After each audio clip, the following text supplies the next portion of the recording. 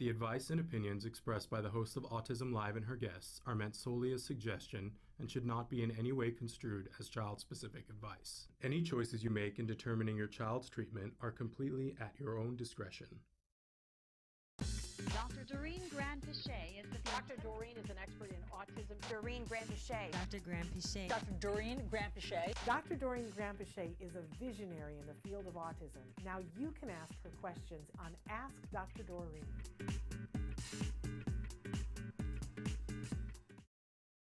Good morning. Good morning again, and welcome. If at first you don't succeed, we try again.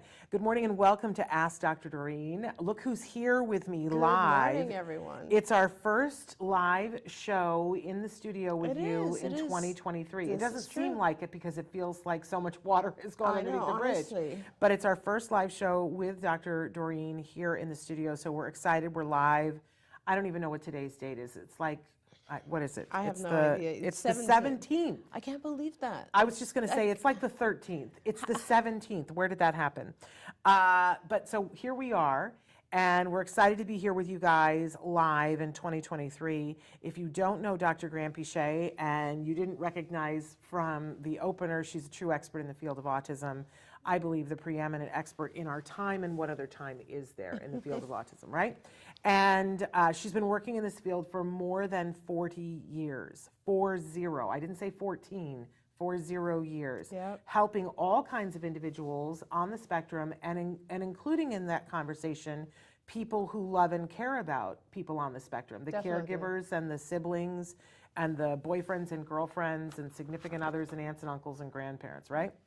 So she's been an amazing service to our community, seeing individuals and not seeing a diagnosis, although she is capable of giving diagnoses. We've been in lots of conversations in the last week about who can diagnose and who can't. Oh. She can. She's allowed to say, but you would never disclose somebody's diagnosis publicly. Oh, no, of course not. That's private business, Right. like anything else. Right. You know, I've had people saying, you know, oh, so-and-so, diagnosing people that they see on television. Oh. And I'm like, well, you know, that's really not the behavior we No. want to emulate, right? It's not that it's anything to be embarrassed about or be shy about, but I'm No, not it's a qualified very- to diagnose. And you, who is qualified to diagnose, would never diagnose someone. Oh, it's a very private, confidential thing, right? Of It's like course. your pap smear results, nothing to be ashamed of, but you don't have people going and telling it on at a party or you that know, what you on were national experiencing? television. Well, people get fatutzed about certain things, and they'll say so and so. We have a video that gets a lot of attention that is titled "Stop Saying That Barron Trump Has Autism." Oh, yes, of course, yes. And yes. every once in a while, it rears its head, and it gets back into the Right. public. And I Right. came forward all those years ago and said, "Could we stop? Right. How about if we don't diagnose someone else's child? Honestly. Can we just honestly. behave ourselves? That's not what we would want for our children." But then every once in a while, people step forward and say, "What's so bad about saying that? It's, you know, it's clear to me." And, and I always just say, it's not up to us to diagnose, and it's certainly not up to us to publicly be diagnosing someone. It's just bad No. behavior. Yeah, and even if it was, it's funny because a long time ago, like when he came into the spotlight, a lot of Yes. people asked me, I'm sure. do you think he's autistic? Oh, yeah. And first of all, you never really diagnose someone based on a couple of, you know, clips that you see on TV or something. Yeah, something you That's- saw at 2 a.m. Hello. or just any, like the, you just don't do that. And it takes a lot more observation and assessment to diagnose someone. Which would be consideration for that individual. Well, and you can't just throw out a diagnosis based on a one-time observation. You Right. just don't do that.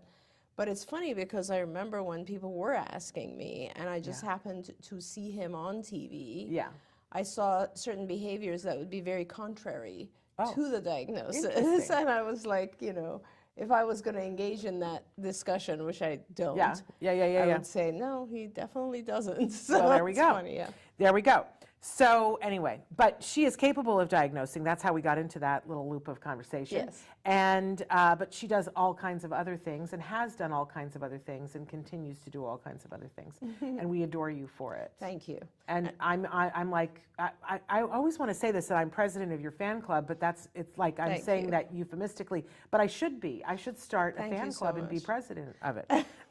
Because I would want to be president of it because your work has directly impacted my life, my Thank you, personal Sharon. home life, that my son was treated by you and a core of people that you trained. Right. And I'm forever grateful for that. And I Thank you think very the world much. is filled with not enough people who have experienced that, unfortunately. Right, true. But what I love is that she donates this time every week so that you guys can have, it's like a mini meeting with her that you can write in questions right now live and ask her whatever you would like to ask her, and we'll try to answer as many questions. Absolutely. I printed out stuff, but I realized that I did not print out the question that I was supposed to print out, Traven, which was our starter question. It's completely escaped my mind, too, and I had it somewhere, and I don't know what I did with it.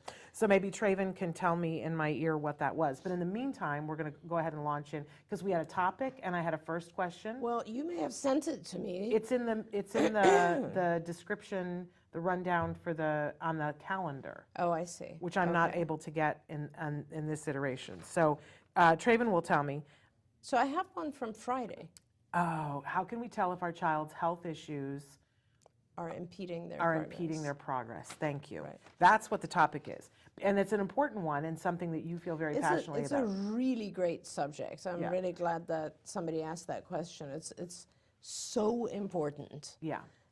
Because I very strongly believe that our kids, we have to pay attention to how they feel Yes. before we try to throw massive amounts of intervention at them. It's so simplistic and Yeah. makes so much sense it's so that you simple. go, duh, well, Yeah, of course. absolutely, right? And you see sometimes with younger behaviorists, excuse me, not thinking about that. Yeah. And they think, because when you're a young behaviorist and you're just starting to take on patients of your own, I think you kind of have a little point to prove, like ABA works, Yeah. and you're trying very, very hard. And when it doesn't work, you feel like that is a bad reflection on you. And it's not necessarily, I mean, it certainly could be, and there are obviously times when I've seen someone do wrong techniques, not reinforce enough, not shape enough, not fade enough, whatever it might be within ABA. But I think a lot of times the child is just not feeling well, Yeah. or it has some other comorbid issue going on, which is impeding their ability to sit and learn. Yeah. So those are, to me, it's very, very important to pay attention to those things. And I guess the answer to how do you know, Yeah. How can you tell? right, is if those things are happening outside of therapy, right? So in other words, if your child's not sleeping, I guarantee you they're not at 100%. Just Medically. no, of the ability to function. I see. Like Shannon, you and I, any of us, if you don't sleep well, you are not at 100% the next day. That's just a given, right? And if you're not at 100%, that means that you're learning a certain percentage of what's going on around you, but you could do better. Yeah. Right? So sleep becomes a very, very important factor.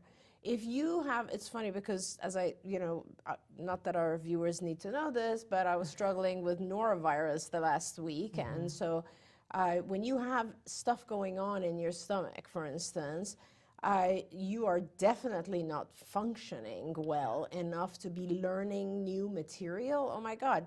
If you don't feel well, if you have pain, if you have any kind of GI distress, which we know now, there's a huge number of kids who do have gastrointestinal distress, then I don't know how we expect that child to sit and learn new material. Remember, learning new material is learning new material. Yeah. It's like, would you pick up learning a new task when you're not feeling well? Probably not. So if those things are going on outside of therapy, right? Like you see that the child is just struggling because they're in pain, struggling because they're tired, those types of things, you automatically should be sure that this is also impeding therapy. Yeah. Okay. Now, if they're not, if it is, it's happening, but it's not to a point where it's noticeable, then I think it's a good practice to always just go through like a checklist when your child's in an intervention program. Like, did he sleep well last night? This is one of the things that I loved about the multidisciplinary timeline that we built on skills. Yeah. When we built the skills, which was our curriculum at CARD, and then it was a data tracking system. One of the things I just like loved about this was I insisted and we put in this timeline which would graphed your child's progress, so like how much they were learning every day, as well as how many challenging behaviors they had.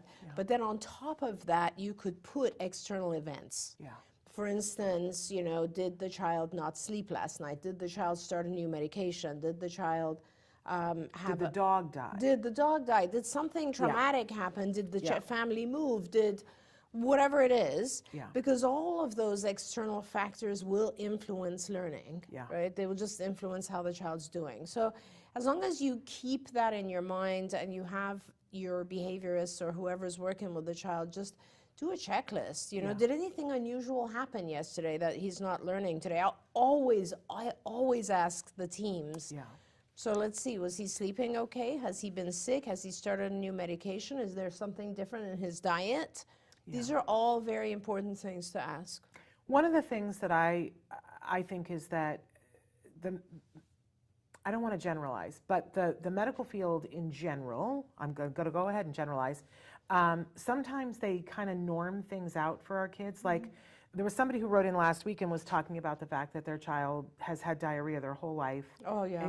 From birth. And I think that sometimes the pediatricians will act like, well, yeah, because they have autism. Yes. Instead of continuing to work on it. And then we as parents don't know, Yeah. oh, if my child has had diarrhea for 2 years It's very or dangerous. 6 years or whatever, I always say, and I'm going to use a term that a friend of mine uses, imagine if you were trying to learn calculus while you had the squirts. Exactly. It would be infinitely harder.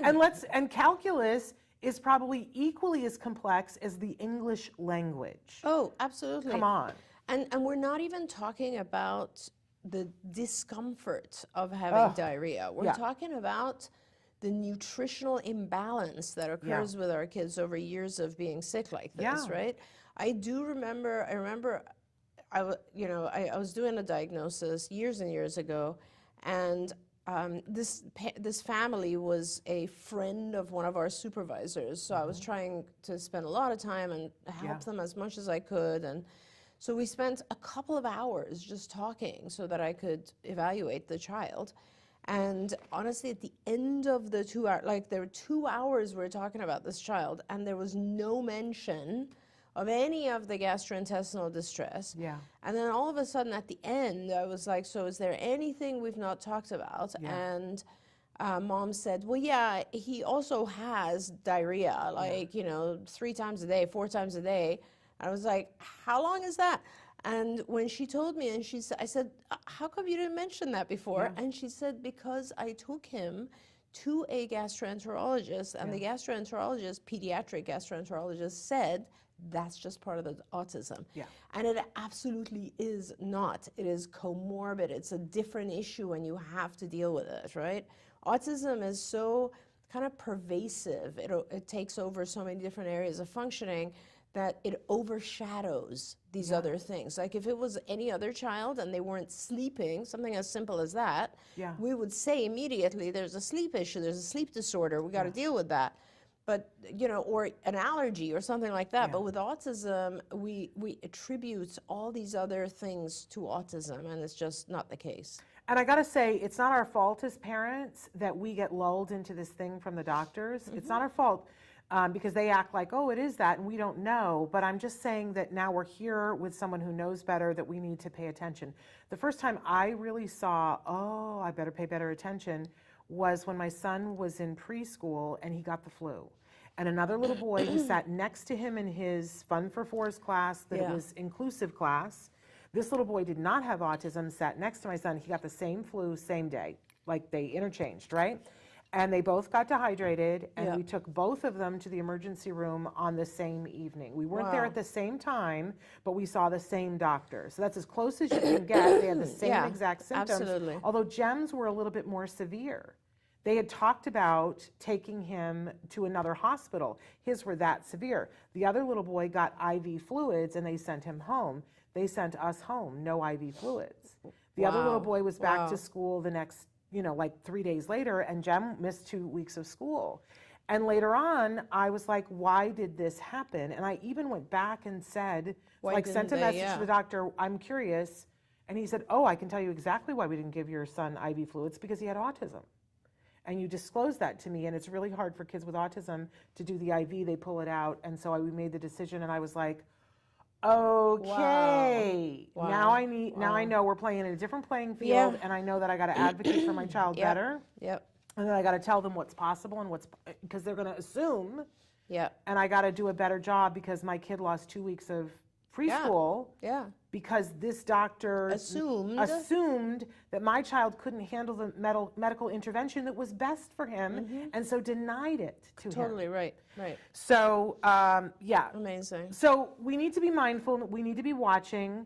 If we also see that we get to a point in the ABA where maybe we're a little bit stuck, we haven't made any progress, is that another time that we should be looking? Absolutely, and thanks for saying that. Definitely, when there's a plateau, you want to start, the typical thing that you do when there is a plateau, because with ABA, the assumption is that it works with everyone, so if things are plateauing and not moving forward, something else is going on. You got to figure out what that is. And so then that's when you also should go back and look at your checklist. Did he sleep? Was he sick? Was there some other traumatic event? Was some infringement of the diet? You did a talk that I sat there with you and advanced the slides. It wasn't like we did it together, but we acted like it was together. It was her. It was. But about what am I missing was the title of it. And I think at some point we should do that. We should review We have a thing coming up that maybe we should do that for. Okay. Because it was really, really helpful. It was all the different areas where if things aren't cooking with gas in each area, it's a place to look. Definitely. And more place to fodder to find more progress. Absolutely. Okay, let's get to some of these questions. First of all, we're saying good morning to Judy and to Anita from India. So glad to have you here. Beck's mama wrote in and said, hi, Dr. Doreen. I have a question concerning a child. She wrote in later and said is 4 years old, does have a diagnosis and is nonverbal, has a few words, can say ABCs, but hums a lot.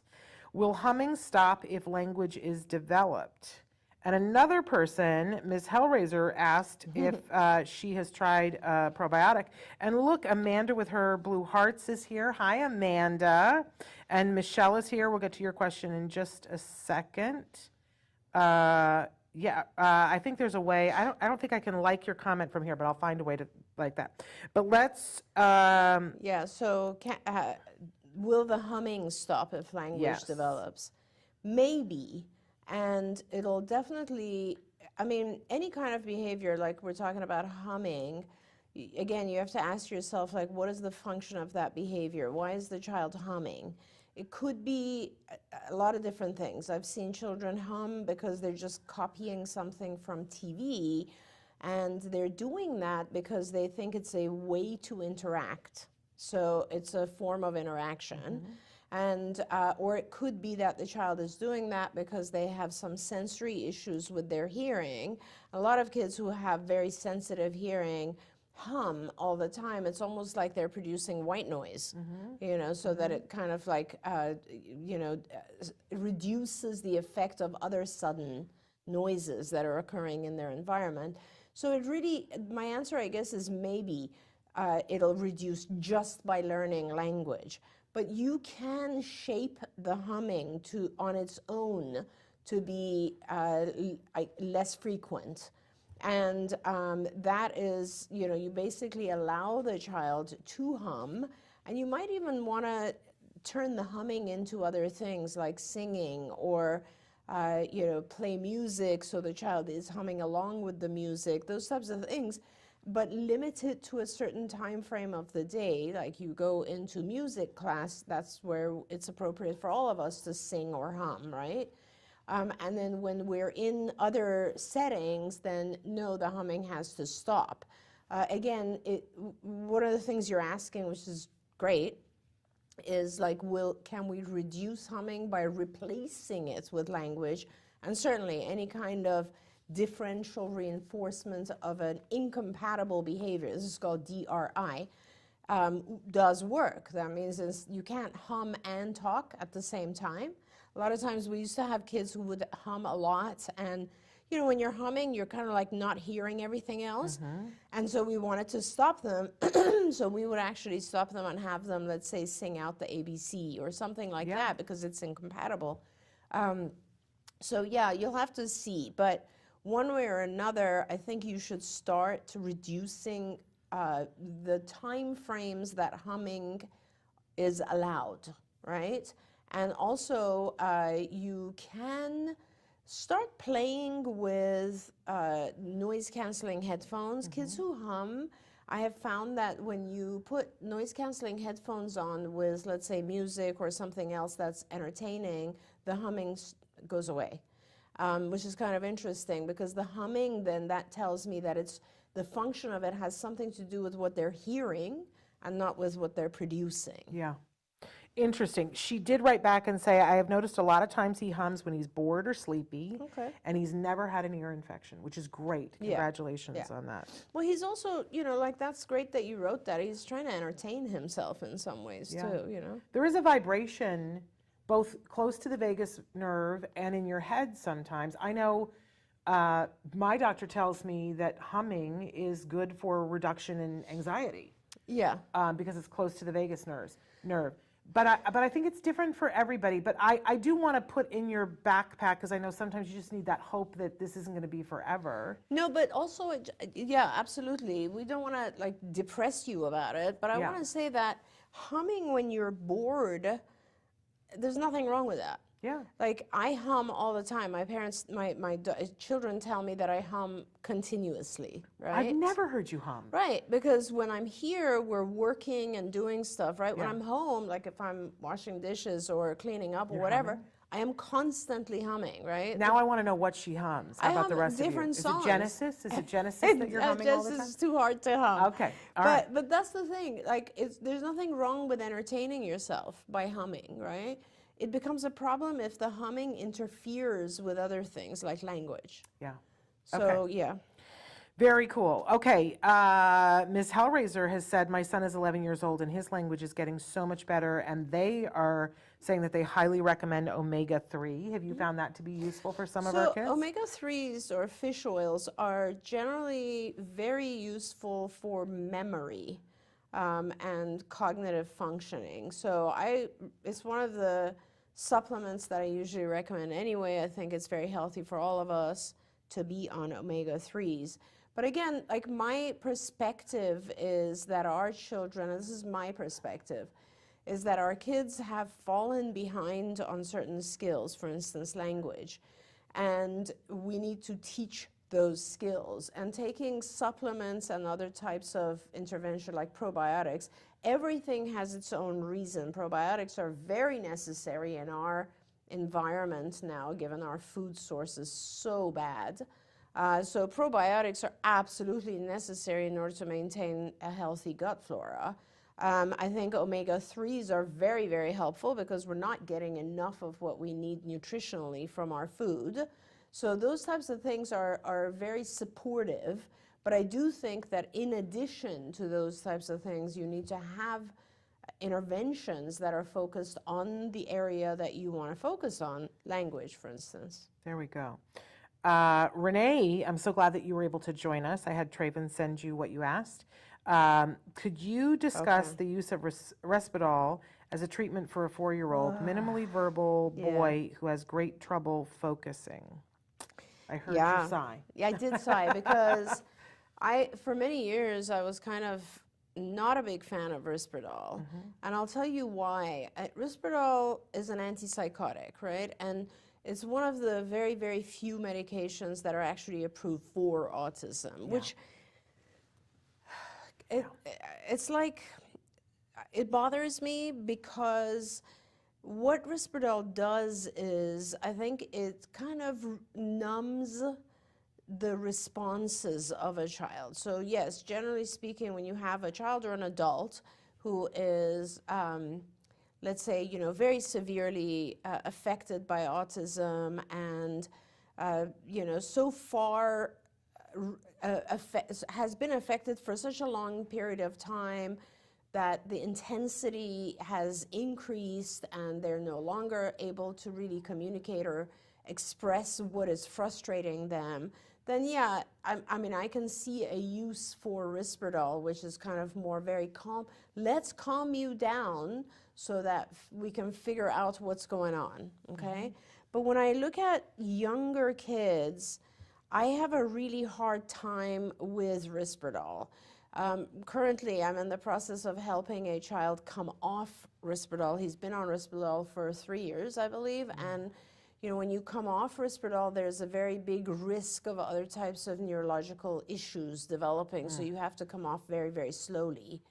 That being said, I'm not a big fan of it in general because I feel like every behavioral expression that a child has a reason. And if we numb that, if we just put a medication there that kind of turns, makes the child not respond, then we are not able to figure out what the child is trying to communicate. And if it's an attention issue, Risperdal is not the way to go. You're looking now at the variety, and there's tons of medications for attention deficit hyperactivity disorder. Some of these medications will also affect the hyperactivity. Other ones will just affect attention.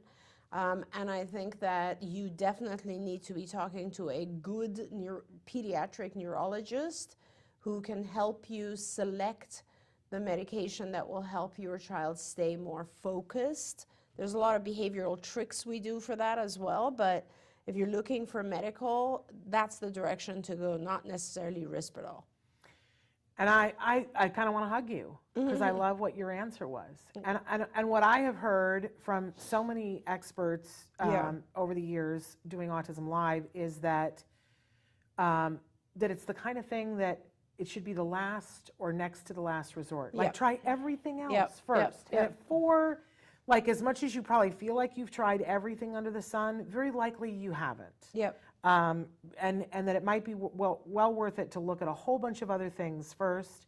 I always like to throw in there the going as pesticide free as possible. Definitely, and we should probably talk about that for a minute as well. The food aspect altogether, and it's a variety of things having to do with the food, and thanks for reminding me of that again, because I have to, there's so many factors, right, that you have to really you're thinking watch. of it like a doctor. I'm thinking of it like a mother. Do you know what I mean? And so that's why it comes up first for me. I mean, right now, like this child that I'm working with right now, we were on a gluten-free, casein-free, corn, soy-free diet for a little while, and his hyperactivity and attention issues had reduced, but not significantly enough for mom to feel like, okay, this is worth it. Got it. And so, and this happens very often, right, where mom and dad are like they've had it and they kind of want to just like move on and reintroduce the normal diet because it makes everybody's lives so much easier to be on a typical diet, right? And so, and the therapeutic team, I guess, they all see differences with his diet. And going back to diet, obviously there's pesticides that are affecting us in our food. There's no question about that. Then there's also food coloring that will alter things. There's sugar. And again, even if it's a mild reaction, the reaction to gluten and casein could also be interfering with this. Absolutely. So please, see what else you can do. Dark Angel, hi. Hi, Dr. Doreen. My son has started saying real words randomly since December, and he still does it every day. And with a new word or repeat what he said previously. It is not functional, but what does that mean? He's like the word of the day. Yeah, I love it. So I don't know what it means because I don't know exactly under what circumstances, but I'm wondering if he's picking things up from his environment somehow. So he might be picking up things from TV, for instance, or hearing other people say those words. And a lot of times our kids are actually trying to communicate, and they just don't really understand how do words help us communicate? So they throw out these words, and they don't realize that the word has to have some functional use or fit into the context or something like that. What I would do is I would first of all try to figure out where is he getting these words from.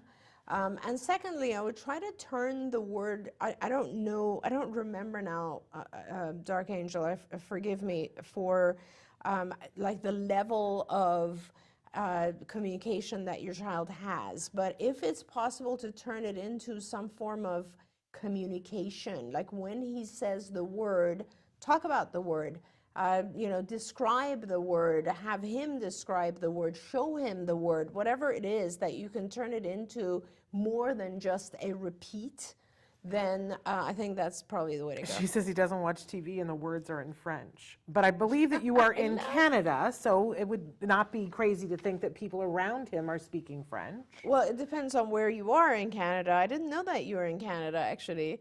But okay, I love that his words are in French.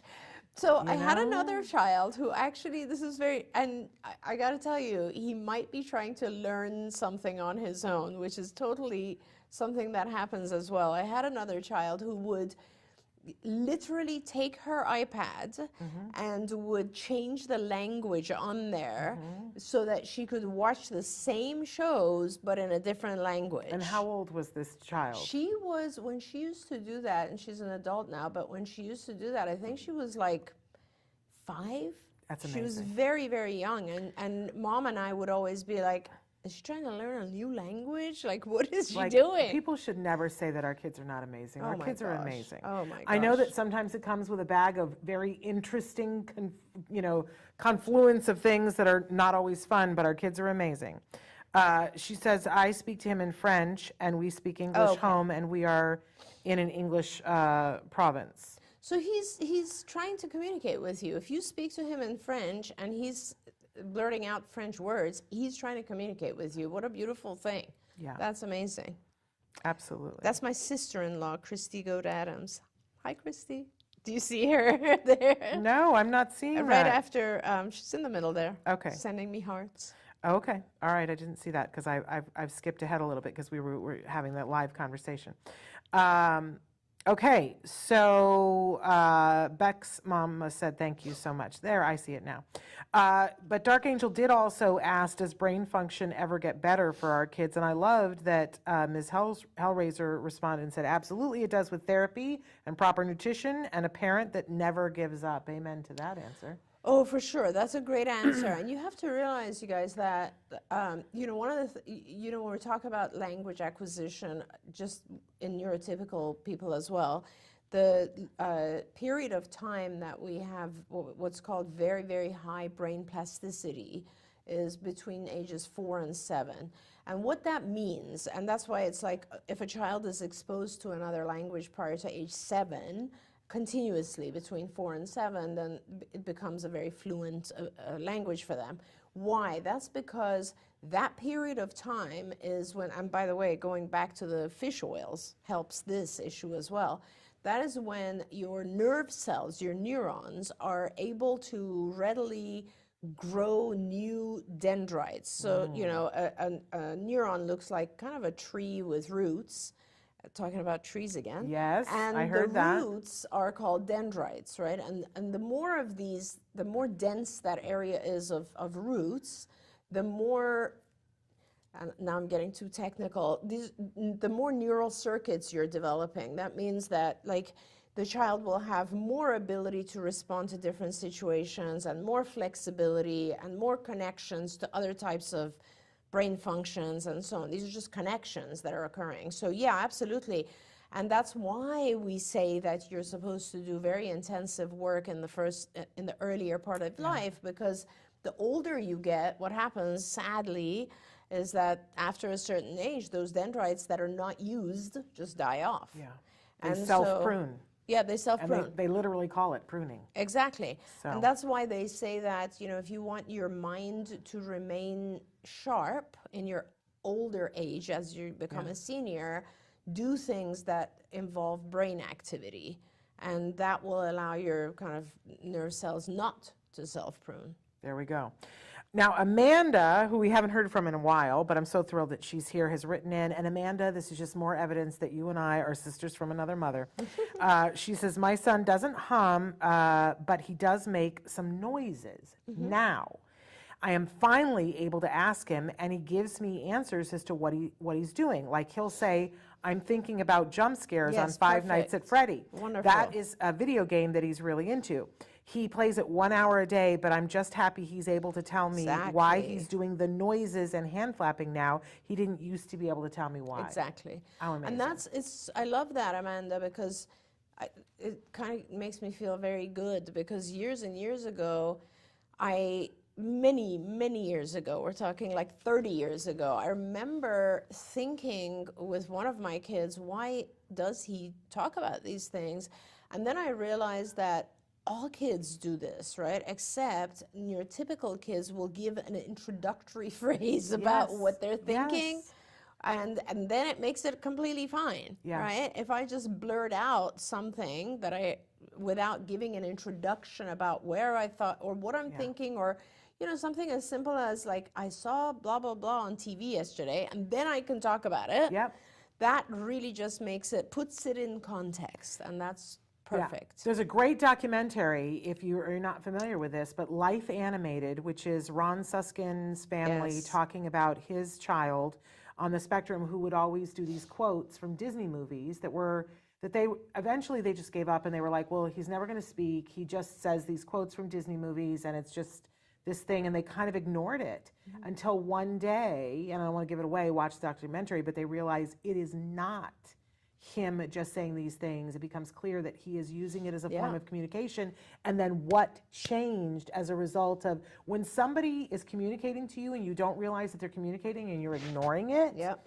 when it changes and you orient to it, like what Yeah. happens, Yep. it's crazy good. Life Animated, it was nominated for an Oscar. Oh, it was a great film. It did I not actually win, met but- him too. Oh, did you? How Yes. fun. Well, we interviewed, we had the mom on the show at one point. Yeah. But I loved that movie. It was very good. yeah, very well done. Okay, so congratulations, Amanda. I wish I had known that your son was into Five Nights at Freddy's, because Funko was very generous with us for Sensitive Santa and had given us a bunch of Five Nights at Freddy's things. And you can't give that to every child because it's a yeah. little scary. Yeah. Do you know what I'm saying? And so I was like, all right, who's into Five Nights at Freddy's? Yeah. And I don't think we have any left, but I'll check and see. Okay, Suyan has written in, and it's segmented, so I'm going to try to read through all of it. Hi, Doreen and Shannon. My son is 3 years old, and he has tongue tie. He had a very good pronunciation with singing lots of songs before 33 months. They go on to say his pronunciation was getting worse after experiencing severe vocal stimming. Said same sound every 5 minutes for 2 months at 34 to 36 months. He stopped vocal stimming, but I am so concerned with his pronunciation. I don't know what happened with his brain. My question is, does tongue tie impede his speech as growing? It was not a problem in my son's earlier years. Can you give any tips for recovering from the tongue tie surgery? Mm-hmm. Well, I mean, the whole reason there is a surgery is that it does impede language. Yeah. So I would recommend that you move forward with that. It will become harder for him to, just imagine as I'm speaking, if I just focus for a moment on my tongue, right? When you guys are talking, just focus for a moment, pay attention, because it becomes such a normal thing, we don't think about it. Yeah. Pay attention to your tongue. It moves in a million directions in order to produce language sounds. So the fact that it is connected in a way that it is harder for him to move it, yes, it's an issue. Now, how to get over the surgery You know, our kids are very resilient. It is difficult. Any child would have a difficult time coming over a surgery, overcoming a surgery, but I'm sure he will come over it, and it's just something that you have to kind of take care of and get it over with. And honestly, the sooner the better, because the younger the child is, the more malleable they are, and the faster they'll get over anything that is of a surgical nature or pain related. Yeah, and Amanda wrote in and said that her son had to have that surgery at 11, Okay. and she says do it. And so maybe you can have a conversation with her about what that's like so that you know, parent to parent, what that is like. And Amanda is always so wonderful about sharing her experience. Okay, I wanted to acknowledge that Ms. Hellraiser said that when we were having the conversation about Risperdal, said I refused all medical treatments. I'm happy that I've made that choice for my boy. Others may have a different opinion. And I think it is very personal, but I think a lot of us feel that we want to do other things. Renee wants to know, what about stem cell therapy? Do you have anything that you want to say about stem Yeah. cell? I actually did recently, like last year, I think it was, an episode of the Doctor's Show where we talked about this, the stem cell interventions that exist. And unfortunately, it's a little too early in the development of stem cell therapies. I don't think we're at that phase yet where it is showing, you know, remarkable change. There are a few families who say that it did make a big impact for their child, but I don't think that. I think we need to wait a few more years and let stem cell therapies advance a little bit more. Having said that, you know, there's, like everything else with autism, it's just beginning to develop, and it's something that a lot of parents do believe in. And I think you just need to be a little bit cautious, because we're not talking about brain functioning. And, you know, I'm looking right now personally I'm researching stem cells for things like joints and back pain and that type of thing. And even in that area, we're not really advanced enough. So when you're talking about brain functioning for a brain that is still in development, my personal feeling is I would wait, because we need to be very sure that this is not going to have other types of repercussions. There we go. Judy has written in and said that they're still working on the dog desensitization that you gave them a couple of years ago, that they're Yes. doing it on their own. And you know, sometimes investing 2 years in it is what you got to do. She says that her son is still nonverbal and is now 13 years old. And how do I encourage him to go outside of the house? We're trying all the reinforcers. So, Judy, if he's not going outside of the house, it makes me think that there's something that he's afraid of outside of the house. I mean, generally speaking, when you have agoraphobia, there's something that you are afraid of. And it could be a whole variety of things, and you need to really figure that out. Because I love the fact that you're trying to reinforce it. Dogs. He's afraid of dogs. It's just because of dogs. Okay, so what you have to do, and you're doing it, which is great. You're trying to kind of get him more familiar or less afraid of dogs on the one hand. On the other hand, I think what you need to do is a little bit more flooding. Flooding is when, like, exposure. So take him, you know, just outside of the front door and reinforce him. Take him down, give him a reinforcer that he would only get for going outside. He will not have this reward under any other conditions, right? So outside the front door, down the walkway to the house, let's say, down the walkway and into the car. So, and you know, write this out in a series of 12, 13, 14 steps, so that you can keep yourself going. I don't want you to be working on this like 2 years down the line, right? So give yourself a series of accomplishments, goals, right? Like objectives. So I will, by, you know, this month, I will be getting him outside the door and down the walkway. And you just focus on that for the next 4 weeks. And then I will do that and get him in the car. I will do that and get him in the car. And while you're working on that, you have this other thing, which is exposure to dogs, and that's the systematic desensitization.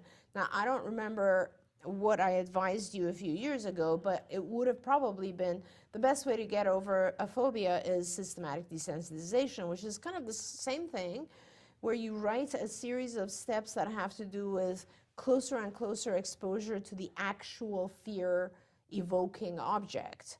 And you pair those with relaxation. So for instance, I look at a picture of a dog, and now as I have the picture in front of me, I will do breathing exercises and calm down and really get relaxed. Okay, now I've passed that stage, I'm gonna look at, let's say, a video of a dog. And I can actually look at dogs on TV and I'll be fine. I can sit inside a room and have a dog outside, a small dog outside the window, and I'll be fine. So it's like this whole exposure to the point where you eventually get to the point where you can actually have exposure to a dog, and maybe even pet the dog, right? Now, it is normal. A lot of people are afraid of scary dogs, like, you know, big dogs, pit bulls, Rottweilers, so on. So let's not go that far. But let's try to get him to the point where he is comfortable, at least around smaller dogs. And at the same time, as you're getting him comfortable to dogs, you're also urging him to just take another step outside of the door. You're smiling. She wrote in and said he loves Gus Lottery, will ride for billboards and notices when they've changed. He's very smart. I'm not 100% sure what Gus Lottery is, but it sounds like that's his currency, that he wants to go out of the house to see the billboard change, which, I just love our kids. I love that that's his thing. Exactly.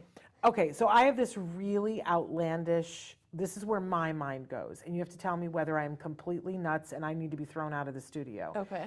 But like I'm guessing that at some point a dog barked at him or charged at him or whatever. Something, yeah. And so or that he saw something like that on TV. Right. So my thing is like, what would make him feel protected, that he could be outside and be protected? And the first thing that I went to is, you know how they have those blow-up costumes that go around you, like the dinosaur ones and the sumo wrestler things? And then they have the ones that eventually your head is out, but it's blown up around, like there's a dinosaur around you and it looks like you're riding on it. Like, would it be crazy to try that with this child? No, but anything, I think, you should try everything, right? You should try anything that's going to make him feel more secure.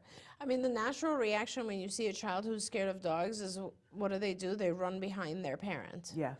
So you want to make sure you're always available for him. I think size really matters in this case, size of the stimulus. So if you have a friend or someone who, let's say, has a very small chihuahua, exposure to that dog would be helpful. But not some chihuahuas are like, like a good chihuahua, right? You know what I'm saying? Yeah, but see, that's the thing. Separate. To begin with. Well, separate barking from biting. Yeah. You know what I mean? Because barking is not going to be, unless he's extremely sound sensitive, you need to figure out what it is about dogs that he's so terrified of. Yeah. You know, and then gradually expose him to that particular feature. It's hard. It is not easy.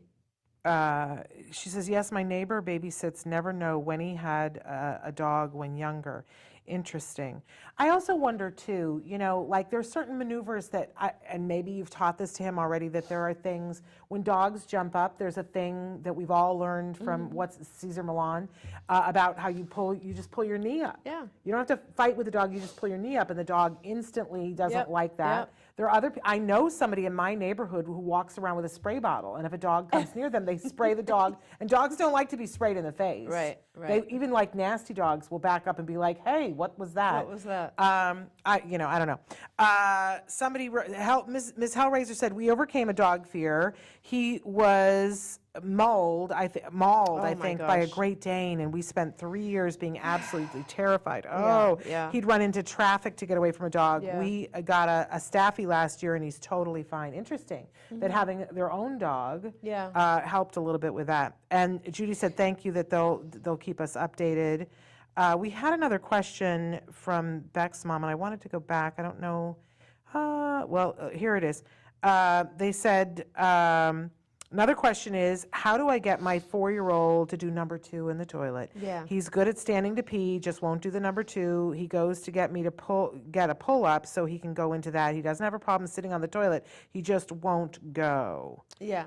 So it's actually, that's really, really common, and you're already kind of mid process here, because he thinks that he is only supposed to go in the pull-up. I don't know how our kids get this idea, but they do a lot. It's very frequent that they think, and maybe it's the contact with their body of some, whatever, they get used to the idea that I have to have a pull-up on in order to go.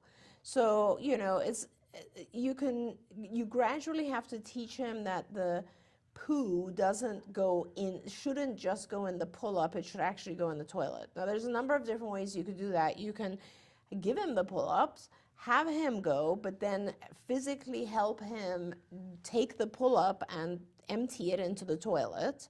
So and then really celebrate that, so that he understands that that's where it's supposed to go, and flush it, and yay, we did such a good job. Another thing that actually I got this from a parent who had started to cut the bottom of the pull-up so that there was actually a hole in the pull-up. They would put the whole pull-up on, but there was a hole, there was a pretty big hole. Yeah. And so then with the pull-up, they would go and sit on the toilet and void. And then gradually the hole became bigger and bigger to the point where the pull-up was almost like just a belt, and then it was gone. Yeah. So, you know, you can do that as well. But I think you're halfway there. You're almost there. And it's just for the child is like not getting the message that it's okay to void in the toilet. Remember, a lot of kids are afraid of the toilet. They're like, where is that hole and where does it go? Because the whole concept of like, you know, sewage and so on hasn't developed yet. And kids get scared of that because they think like they're going to fall in and get sucked away. So you kind of have to gradually expose them and make sure that he's okay with that. She said they have been doing the dumping the poo in, but she says, ooh, I will definitely try that, cutting the hole in the pull-up. Okay. Love that. Dark Angel said that their child was afraid of dogs too, and that it does get better, and lots of exposure. Love that. Renee wants to know any ideas on how to convince my grandchild's parents. They are discouraged. So they're the grandparent, and the parents of the child are discouraged at his lack of progress and are afraid that they will miss the window for teaching him necessary skills and language. So hard. It is. We all fear that. Very, very hard. And I guess I want to say there's two sides to this. One is, you know, just remember that they're human as well, and they need reinforcers as well, right? So it's very natural for them to be discouraged, and that's just a part of what happens. And you need to just, I guess, maybe one thing you can do is videotape when the child is with you doing awesome things, and show that to the parents again and again, and say, look at what he's doing, and he didn't used to do this. Look at what he's doing, and he didn't used to, like, just keep reminding them of the wonderful things that he has learned to do. The other side of the coin here is, if he's not progressing fast enough, let's figure out why, right? Again, these are one of those situations where I do want parents to be persistent, because ABA takes a long time, but at the same time, you want to make sure, is he sleeping well? Is his diet good? Are there attention issues that are interfering? Are there sensory issues that are interfering? One of the biggest things for me is sensory input, right? Is the child actually receiving visual input correctly? Does he perhaps need to have his eyes checked? Is he receiving auditory feedback, noises and sounds like the way we do? Is he hearing properly? Check all of that, because sometimes diet is a big one. If you sometimes I see with parents who are just getting to the point of disappointment, and they do like one slight change on the diet, and it's like all of a sudden the rate of acquisition increases. So check all of those types of things. Is the ABA high quality? That's another one that you want to check, because sometimes we expect our kids to learn stuff, and you look at the ABA and you're like, I wouldn't learn. That's extremely wrong and confusing. So all of those things matter, I guess. And I know it's very hard for a grandparent to figure all of that out, but that's at least a conversation you can have with the parents and say, listen, let's not cut all therapies. Let's figure out what else could be interfering with his learning. And I'm simply going to say to you, make sure that you tell them on a regular basis that they are good parents. Yes. And defer to them. Yes. I'm yes, sure that, like, I have this experience with friends, and it's like I want to get in there and do it myself because I want to do whatever. And sometimes your job is just to say, you're awesome. I believe in you. Yes. They're going to be okay because you're an awesome parent. Yes. And that does more for them than anything else that you can do. I've got 2 questions that I want to squeeze in before we're done. Amanda wants to know, do you have any opinions on teaching boys to stand up to pee versus sitting down? ABA originally taught my son to sit down, so that's what he does. But times have changed, and I had another BCBA tell me, but I need to teach him to do it standing up. She made some valid points, so now I'm wondering, do I need to go that route now? He's 14. No.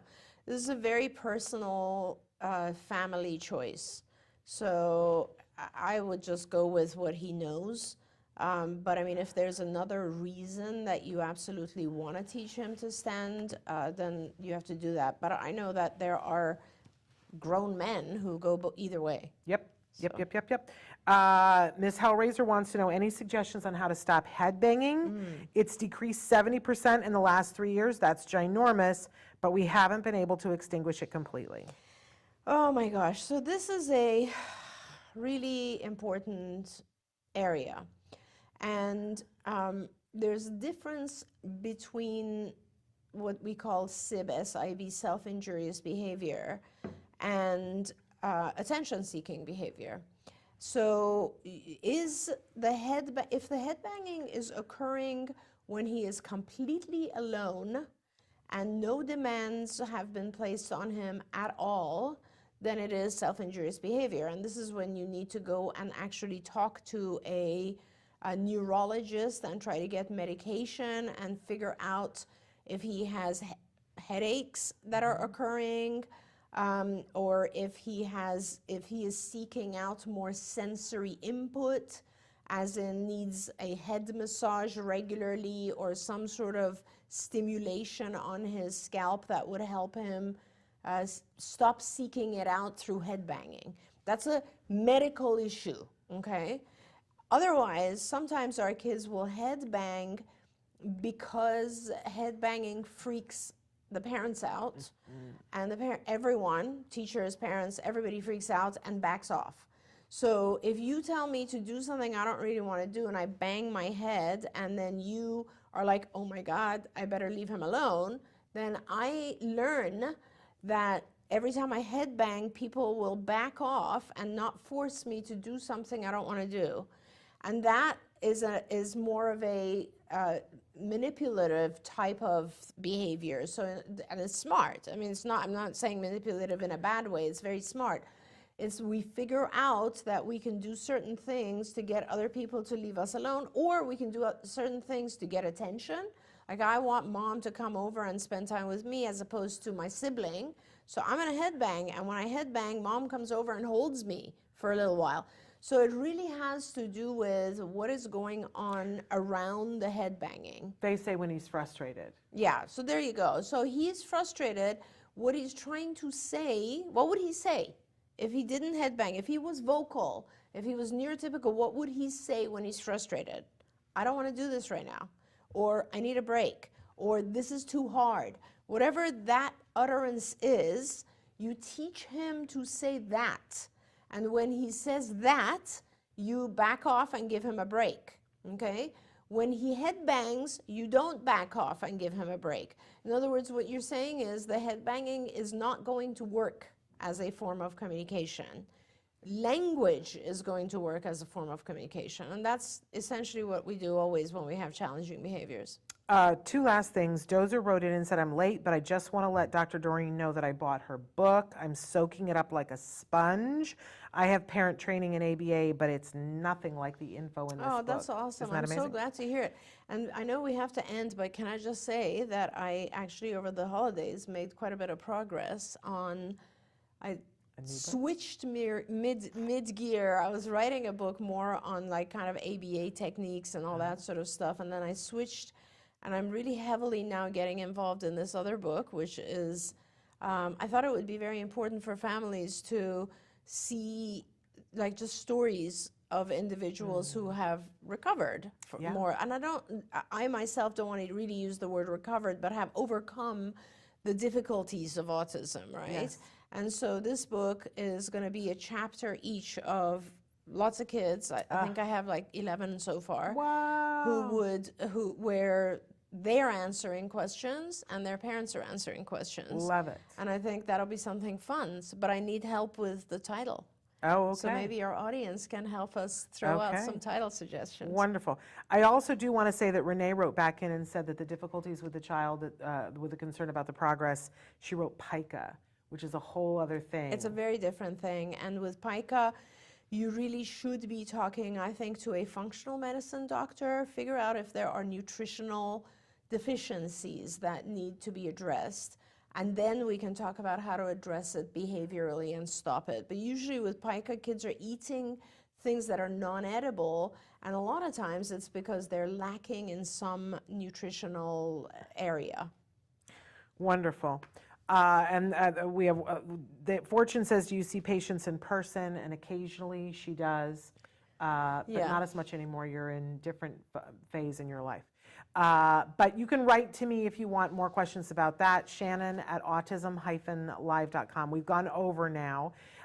So we do have to end the program, but there will be more Ask Dr. Doreen coming your way. Don't forget to check her out on TikTok. Instagram, Facebook, all over. And now we're starting today. This weekend I started YouTube again. Although all of Autism Live and all of these shows are on YouTube as well, and all of these are segmented. Thank you to Traven and wonderful, where they answer questions. But I started a whole new thing, which is kind of like watching TV series and commenting on them. Oh, yes. So I started watching The Good Doctor. Oh, yeah, which is kind of fun. That's a lot of fun. All right, we'll check that out. All right, you guys, that's all the time we have for today. But guess who's on the show tomorrow? Tell me. Christina Adams is with us awesome. tomorrow. Christina Adams, who's the author of the book A Real Boy, which was my Bible, personally, to start ABA therapy. And that's how I got started. And now she's also the author of Camel Crazy, because she has gone completely camel crazy. She's going to tell us why. And we're going to talk about some new research that's out. Then on Thursday, we have Let's Talk Movies. Oh, okay, good. Lots of things that we're going to be talking about. Don't ask me to talk about Tar, because I'll start throwing things. Have you seen it? No. Don't. I'm just saying. Okay. But go see RRR. Okay. Has Sunny watched RRR yet? No. Oh, ladies and gentlemen, RRR, you heard it here.